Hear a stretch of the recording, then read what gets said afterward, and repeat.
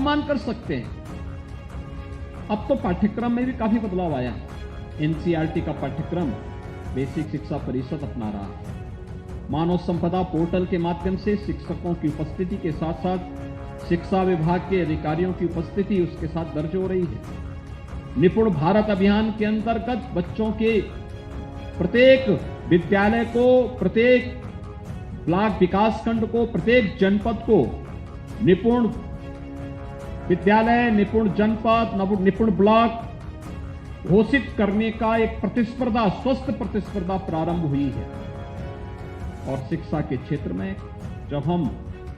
Quality देने की स्थिति में पहुंच चुके हैं, उसी कार्यक्रम को आगे बढ़ाते हुए आज तमाम कार्यक्रमों को यहां पर लॉन्च भी किया गया है। और मुझे बताते हुए प्रसन्नता, यहां पे निःशुल्क पाठ्य पुस्तकों का वितरण तो 5 बच्चों को हमने किया ही, साथ साथ यहां पर विद्या प्रवेश पर आधारित स्कूल रेडीनेस कैलेंडर एवं शिक्षक मैनुअल का भी यहां पर विमोचन अभी मंच के माध्यम से हुआ है। मुझे बताते हुए प्रसन्नता है कि जो संख्या जुलाई 17 में हमारे सामने केवल 1,34,00,000 की थी, आज वो बढ़ करके 1,92,00,000 के आसपास से 1,92,00,000, यानी ये संख्या जो बढ़ी है, ये बढ़ी हुई संख्या इस बात को प्रदर्शित करती है कि प्रदेश के अंदर ये कार्यक्रम सफलतापूर्वक आगे बढ़ा। आज हमारे सामने जब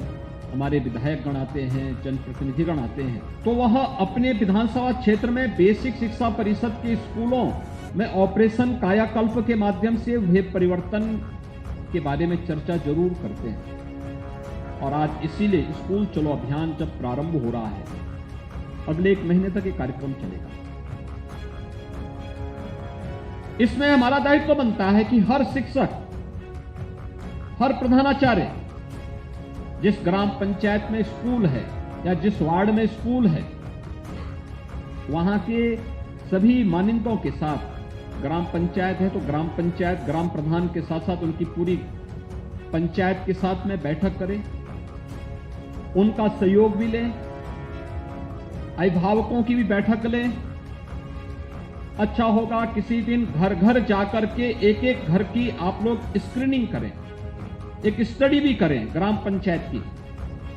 किस ग्राम पंचायत में कितने घर हैं, इस ग्राम पंचायत में किस किस सामाजिक और आर्थिक परिस्थिति में निवास करने वाले लोग हैं। फिर उनका एक डाटाबेस तैयार करिए और उस परिवार में कितने लोग हैं जो स्कूल पढ़ने वाले लोग हैं। विद्यालय के पास ये रिपोर्ट कार्ड अपना होना चाहिए अपनी ग्राम पंचायत का, और हो सके तो बेसिक शिक्षा परिषद इसका एक पोर्टल तैयार करें और प्रत्येक विद्यालय से लेकर अपने अपने गांव पंचायत में उन्होंने कितना वो रखा है, कितना डाटाबेस उन्होंने तैयार करके रखा हुआ है, क्योंकि यह आपके लिए तो महत्वपूर्ण होगा ही, एक शिक्षक के लिए भी अपने जिस परिवेश में वो कार्य कर रहा है, वहां के सामाजिक, वहां की आर्थिक स्थितियों को अध्ययन करने का एक माध्यम मिलेगा, एक केस स्टडी होगी उसकी उस स्थानीय स्तर पर। ड्रॉप आउट रेट का कारण क्या था? विद्यालय के भवन जर्जर थे, फर्श अच्छा नहीं था, विद्यालय में के भवन के ऊपर बड़े बड़े पेड़ जमे हुए थे, बालक और बालिकाओं के लिए अलग अलग टॉयलेट नहीं थे, पेयजल की सुविधा नहीं थी, यानी ये बुनियादी चीजें थी। लाइब्रेरी और स्मार्ट क्लास की बात तो बहुत दूर थी। आधे से अधिक बालिकाएं ऐसी थी जो नंगे पैर स्कूल आती थी। बालकों में भी यह संख्या 40% के आसपास ऐसा था जो नंगे पैर स्कूल आते थे।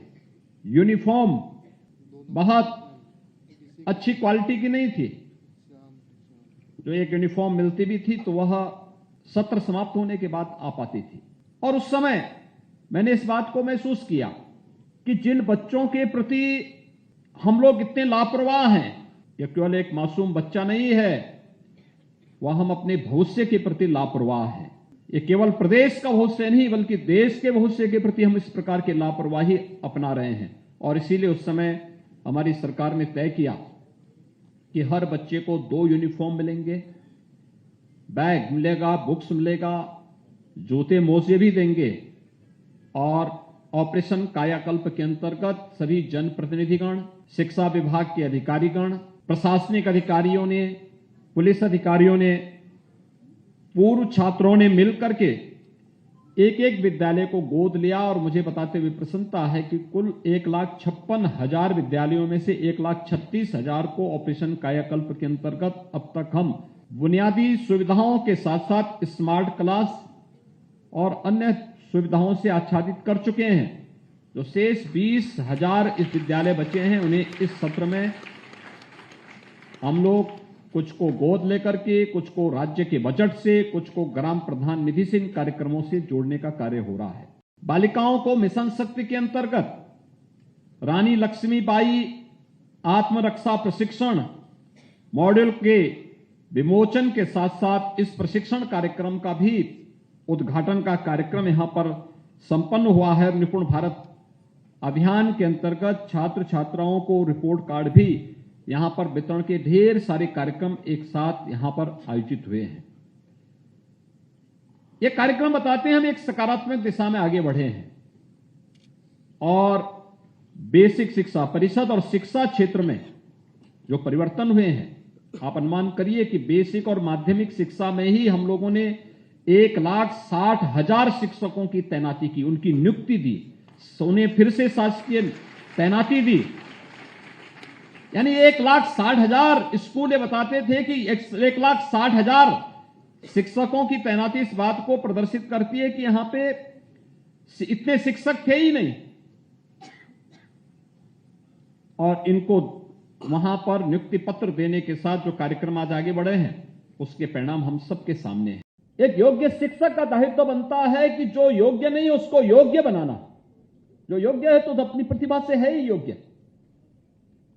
लेकिन अगर आप कोई कमजोर बच्चे को योग्यता की श्रेणी में ला देते हैं, ये आपकी उपलब्धि होगी। अगर आपका बेहतरीन संवाद है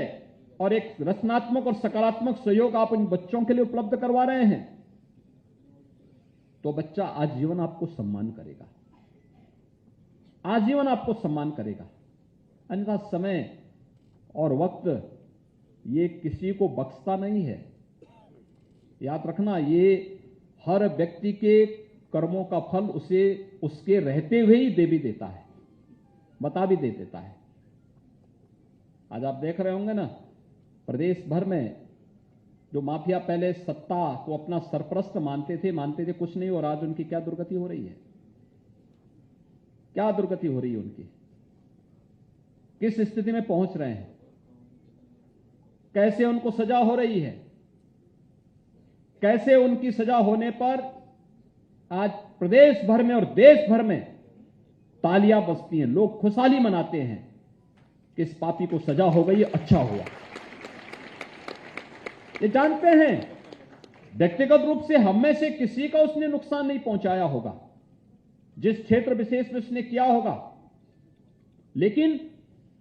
पीड़ित हर व्यक्ति था इस बात को लेकर के, क्योंकि अत्याचारी है, अन्यायी है,